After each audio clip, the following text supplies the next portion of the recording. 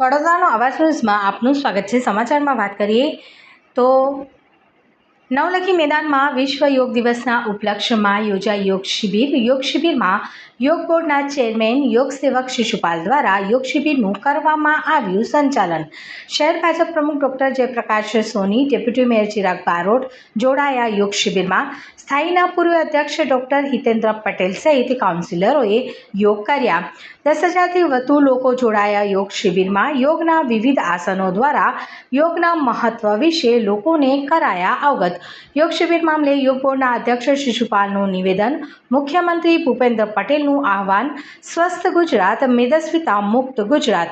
યોગ શારીરિક, માનસિક અને આધ્યાત્મિક સ્વાસ્થ્ય આપે છે। રોજ નિયમિત યોગ કરી રોગથી મેળવો મુક્તિ।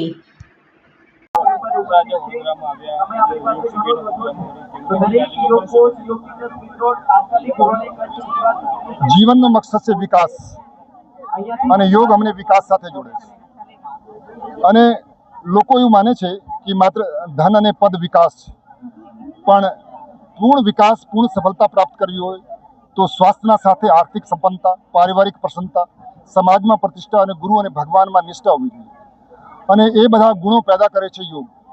ગુજરાત રાજ્ય યોગ બોર્ડ દ્વારા આ યોગના કાર્યક્રમો સમસ્ત ગુજરાતમાં ચલાવવામાં આવે છે। આજે અમે વડોદરા શહેરમાં યોગના મહાકુંભનું આયોજન કર્યું, જેમાં પતંજલિ યોગ સમિતિ, ગુજરાત રાજ્ય યોગ બોર્ડના માધ્યમથી આ એક યોગનો વિશાળ કાર્યક્રમ થયો અને યોગ અમને શારીરિક, માનસિક અને આધ્યાત્મિક સ્વાસ્થ્ય આપે છે। એવા કાર્યક્રમો અમે ગુજરાતમાં બધા જિલ્લાઓમાં કરવાના છે।